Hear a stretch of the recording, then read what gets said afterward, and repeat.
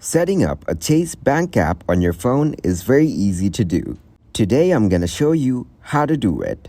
First, go to your device's App Store, which is the App Store for iOS devices, and Google Play Store for Android devices. So, in the App Store search bar, type in Chase Mobile or Chase Bank and look for the official Chase Mobile app. Here, once you find the official Chase Mobile app, tap on it to open its details page.